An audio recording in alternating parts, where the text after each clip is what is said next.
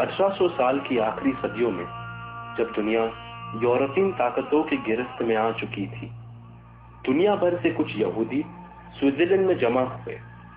یہ یہودی زائنسٹ کے نام سے جانے جاتے ہیں۔ ان لوگوں کا مقصد اپنے لیے ایک دیش بنانا تھا۔ زائنسٹ نے اپنے لیے فلسطین کی زمین کو چنا اور اسے اسرائیل کا نام دے دیا۔ اس وقت فلسطین سلطنت عثمانیہ میں تھی۔ 1914 یورپین دیشوں کی آپس میں جنگ ہوئی اور اس جنگ میں پوری دنیا شامل ہو گئی۔ اس جنگ کو ورلڈ وار 1 کے نام سے جانا جاتا ہے۔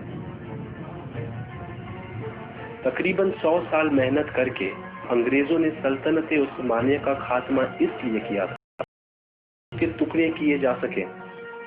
ورلڈ وار 1 کے بعد یورپ اور سلطنت عثمانیہ کا نقشہ بدل گیا۔ سلطنت عثمانیہ 20 سے زیادہ ٹکڑوں میں بٹ گیا۔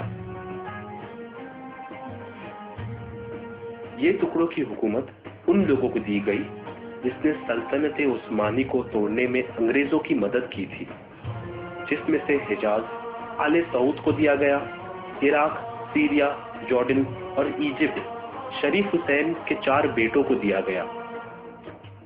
اس کے علاوہ آل سعود اپنے سوا باقی مسلمانوں کو کافر سمجھتے تھے، چاہے وہ شیعہ ہو یا سنی۔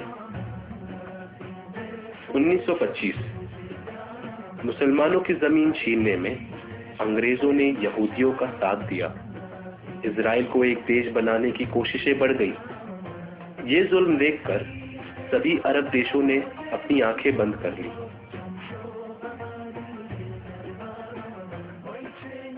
1948 انگریزوں نے ٹرانس جارڈن نامی علاقے کو چھوڑنے کا فیصلہ کیا۔ اس فیصلے کے نتیجے میں ٹرانس جارڈن 3 حصوں میں بٹ گیا۔ پہلا جارڈن، جو اس کے پہلے دیش تھا ہی نہیں۔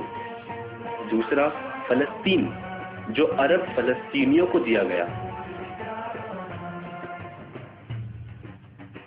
اور تیسرا اسرائیل، جو فلسطین کی زمین پر یونائٹڈ نیشنز کی مدد سے دنیا بھر سے آئے ہوئے یہودیوں کو دیا گیا۔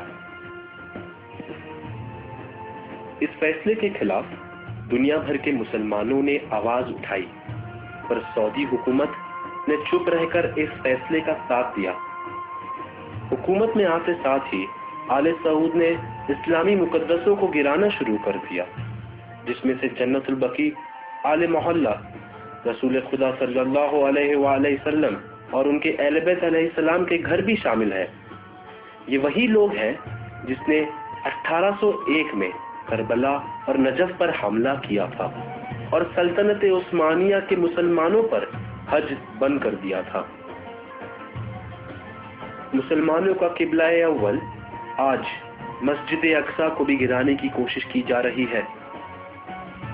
ان کی سازشوں میں سے ایک سازش یہ ہے کہ وہ اسلامک مقدسوں کو نیست و نابود کر دیں تاکہ اسلام کا اتحاد مٹ جائے، اور وہ چاہتے ہیں کہ مسلمانوں کے بیچ خصوصاً شیعہ اور سنی کے درمیان فتنہ اور فساد پیدا ہو۔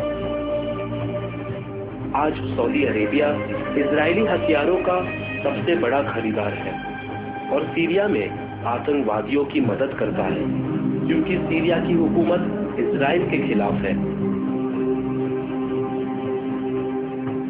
خداوند کریم تمام مسلمانوں کو باطل کے خلاف متحد ہونے کی توفیق عطا فرما۔